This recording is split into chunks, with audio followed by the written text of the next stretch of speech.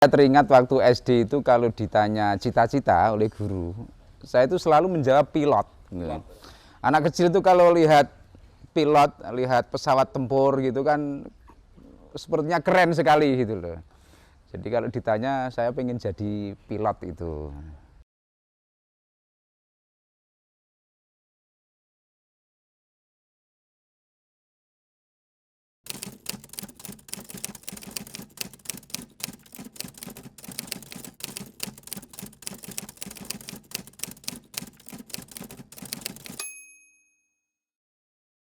Assalamualaikum Pak Bupati. Waalaikumsalam Mas Ribut. Ya, mohon izin Pak Bupati,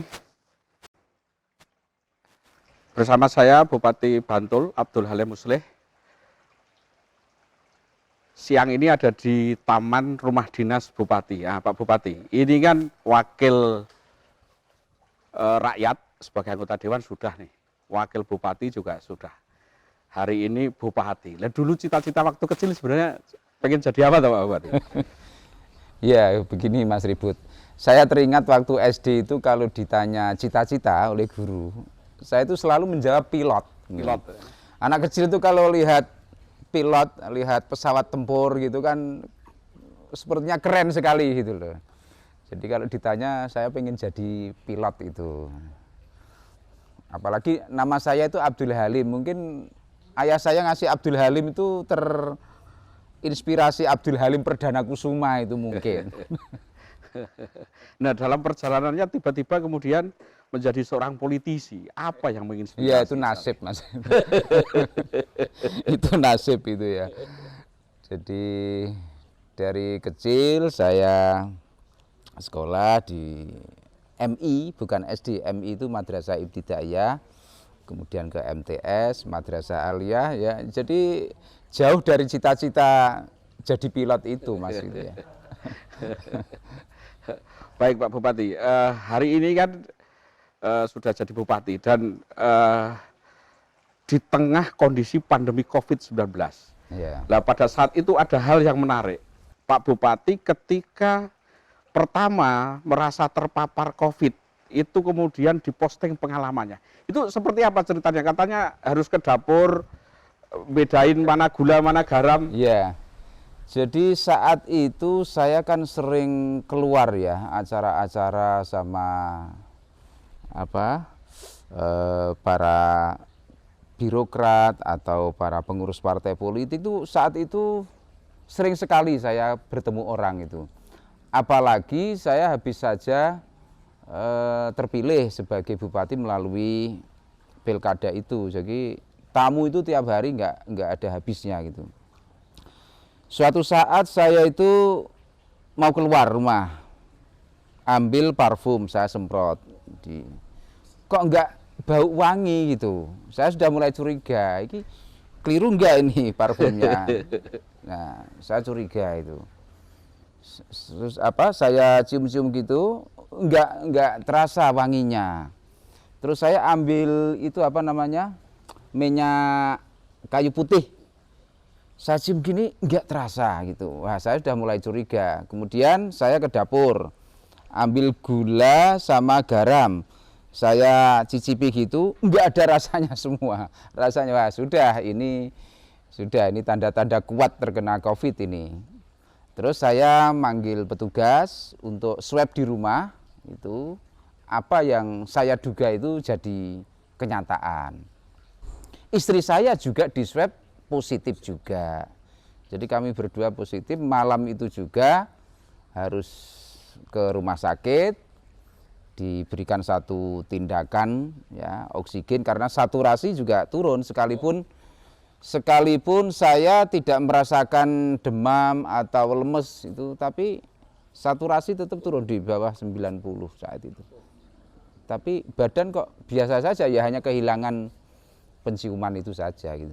Berapa hari saat itu saya 14 hari. 14 hari. Jadi cukup lama. Setiap kali di swab masih positif.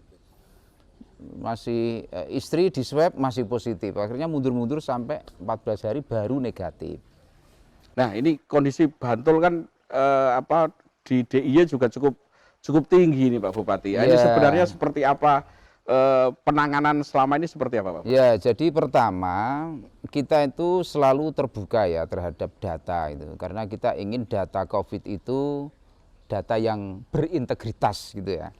Sehingga setiap kali temuan tracing dan testing kita mendapati warga yang positif, ya kita tulis apa adanya, sehingga dari intensitas yang tinggi melakukan tracing ini ya otomatis tingkat paparannya juga terbaca tinggi. Nah, sampai hari ini ya kurang lebihnya 12.000 kasus positif aktif yang diisolasi baik di rumah sakit, di shelter maupun isoman, isolasi mandiri di rumah. Nah, melihat perkembangan seperti ini, maka kita lakukan langkah-langkah yang yang terarah bersama TNI dan Polri. Alhamdulillah hari ini beberapa minggu terakhir ini penurunan itu sudah mulai konsisten. Angka kematian turun secara konsisten. Kemudian angka kesembuhan naik secara konsisten. Terus angka isolasi sudah mulai turun ini secara konsisten beberapa hari ini. Utamanya tren mingguannya. Kalau tren hariannya mungkin masih naik turun, tapi tren mingguannya itu sudah turun terus. Nah, ini barangkali hasil dari meningkatnya kedisiplinan masyarakat menerapkan 5M dan pengurangan mobilitas karena banyaknya jalan yang disekat ya, baik oleh Polri maupun oleh Dinas Perhubungan. Jadi banyaknya jalan yang disekat-sekat ini kan akhirnya memperlemah animo masyarakat untuk keluar. Akhirnya kerumunan itu bisa diminimalisir, akibatnya bisa turun. Dan beberapa waktu yang lalu kita baru saja melonsing generator oksigen di rumah sakit. Karena beberapa hari kemarin rumah sakit sendiri itu kehabisan oksigen, kesulitan mendapatkan oksigen. Apalagi yang di luar rumah sakit, masyarakat yang menjalani isoman. Akhirnya kita mengambil keputusan ya sudah, untuk mengurangi ketergantungan pasokan oksigen dari pihak ketiga, kita bikin pabriknya saja. Ya, generator oksigen yang bisa menghasilkan oksigen sendiri, dan alhamdulillah kebutuhan oksigen di rumah sakit itu sudah terjamin, tidak mungkin kekurangan. Lah sisanya itu kan jadi lebih. Sisanya kemudian kita perbantukan kepada masyarakat yang memerlukan oksigen karena saturasinya menurun. Yang hari ini ya kita launching dengan mengundang beberapa Satgas COVID tingkat desa. Itu seperti apa prosedurnya untuk mendapatkan oksigen gratis jadi tadi, Pak? Sangat sederhana. Jadi karena isoman kita itu jumlahnya banyak ya, ada 11.000 sampai 12.000. Agar ini tepat sasaran dan tidak disalahgunakan, yang mengambil adalah Satgas COVID tingkat kelurahan. Ya, dengan membawa identitas yang jelas dan untuk siapa ini pasien COVID di mana, alamatnya siapa, namanya gitu. Karena walaupun ini kita sediakan secara gratis kan tetap saja terbatas ya. Jangan sampai disalahgunakan misalnya untuk ngelas karbit gitu atau untuk ikan gitu, enggak boleh itu. Ini untuk manusia yang terpapar COVID gitu. Dan alhamdulillah ini langsung mungkin habis, nanti malam kan ngambil lagi dari rumah sakit, dari generator oksigen tadi ya. Iya. Mengapa tidak di sana? Karena kita khawatirkan nanti rumah sakit terjadi kerumunan di sana kan. Jadi poolnya di sini. halaman rumah dinas ya? Iya, di sini. Okay. Jadi ngambilnya dari generator sana. Ya agar rumah sakit itu steril dari kerumunan yang tidak perlu gitu, yang kerumunan yang di luar layanan medis gitu. Ya, kita pecah kerumunan itu di sini. Oke, terkait dengan warga yang menjalani isoman gitu, bagaimana bantuan untuk mereka, Pak Bupati? Iya, jadi kan kita punya Satgas COVID itu sampai tingkat desa, yang setiap hari itu koordinasi dengan puskesmas. Puskesmas berkewajiban melakukan pemantauan ke rumah-rumah isoman, rumah-rumah pasien isoman ini. Tetapi karena keterbatasan sumber daya puskesmas, karena pegawai puskesmas itu kan hari ini pekerjaannya ini kan sangat padat. Satu, dia harus tetap berada di puskesmas, menjaga puskesmas, merawat pasien. Dua, harus melakukan testing, swab di puskesmas atau di masyarakat. Yang ketiga, harus melakukan vaksinasi. Yang keempat, harus mengunjungi pasien yang isoman. Jadi hari ini nakes kita sangat luar biasa sibuknya. Sehingga untuk membantu kunjungan dari rumah ke rumah itu, saya minta Pak Lurah dan Satgas Covid untuk melakukan itu. Maka kita sarankan untuk memiliki oximeter. Ya. Kelurahan kan punya APBDes, kita anjurkan, kita rekomendasikan. Satu, harus punya oximeter. Dua, harus punya tabung yang bisa, tabung oksigen, yang bisa dipinjamkan di rumah-rumah penduduk. Syukur punya tensi, karena ini masa darurat betul, nggak mungkin dilakukan oleh tenaga kesehatan semuanya gitu. Dan sebagian memang kita harapkan, bahkan kita evakuasi ke shelter-shelter milik kabupaten. Kita punya 4 shelter. 1 shelter Semaul di Bambang Lipuro, 2 shelter bekas Rumah Sakit Padmasuri, 3 di kantor pertanian, badan apa itu namanya, badan punyanya Dinas Pertanian Provinsi, Diniten. Yang keempat di SKB, Sanggar Kegiatan Belajar di Ngoto, Sewon sana 4. Terus ditambah ini, 4-4-nya ini kapasitas tempat tidurnya sekitar 250 tempat tidur.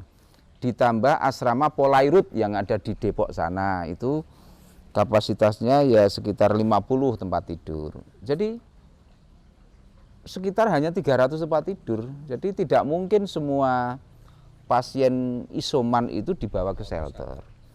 Nah, karena itu maka ya kunjungan ke rumah-rumah ini ya harus digalakkan betul. Jangan sampai ada yang meninggal karena tidak ketahuan saturasinya turun.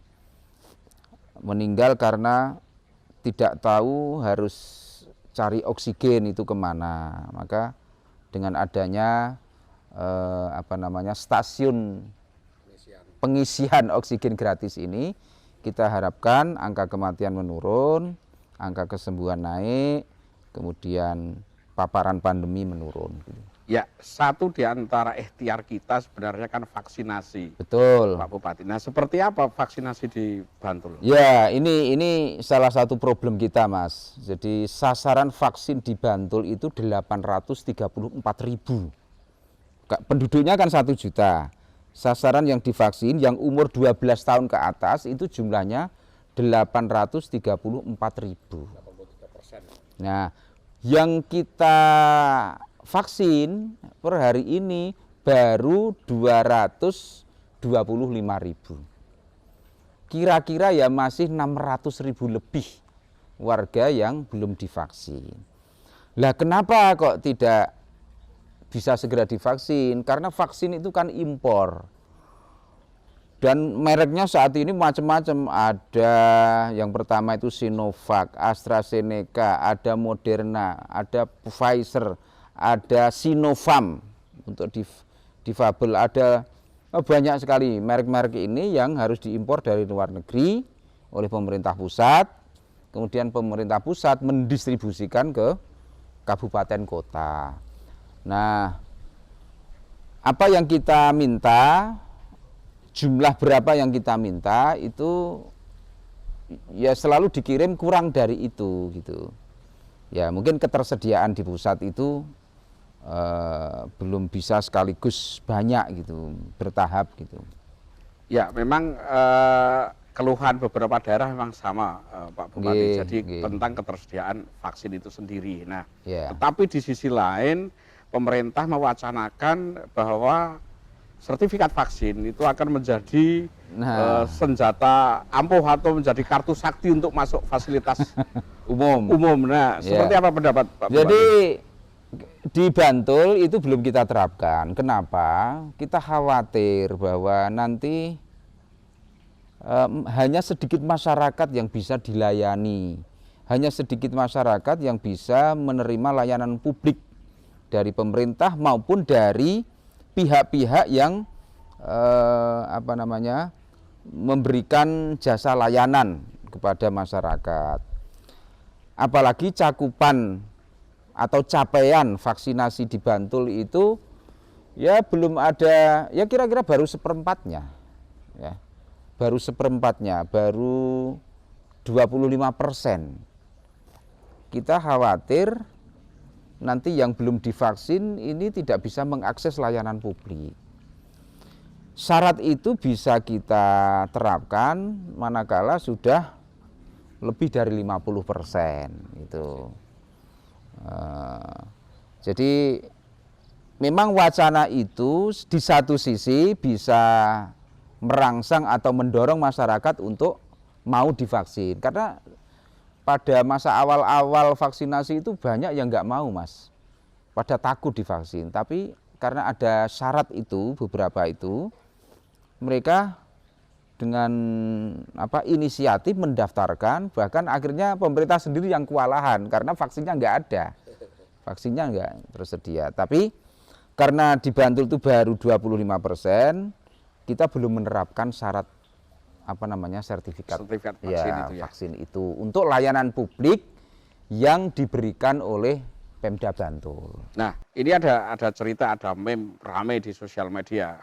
Pak Bupati juga mainkan di sana. Jadi ada cerita orang mau vaksin syaratnya harus pakai KTP. Ketika dia ngurus KTP syaratnya harus pakai sertifikat vaksin. Nah, bagaimana dengan mungkin ada warga Bantul yang belum punya KTP gitu, apakah ada kemudahan untuk vaksinasi sendiri, meskipun sebenarnya hari ini juga ketersediaan vaksin dan juga tentu vaksinator kita masih Gini, Mas, terbatas. ngurus KTP di Bantul itu sangat mudah, sangat mudah. Maka jika ada masyarakat yang ingin mengurus KTP, kok kesulitan, laporkan saja ke saya, laporkan ke pemerintah, nanti kita akan turun tangan. Apa masalahnya?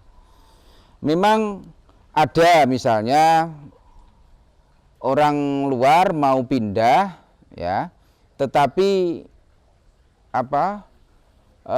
tidak memiliki syarat-syarat pindah gitu, ya tentu saja harus diproses gitu. Itu yang membutuhkan waktu gitu. Jadi vaksinasi itu kan harus direkod, harus diinput dalam satu aplikasi yang terpusat sampai ke Kementerian Kesehatan yang basisnya adalah NIK. Ya, kalaupun dia belum punya KTP kan dia punya NIK dari KK, kartu keluarga.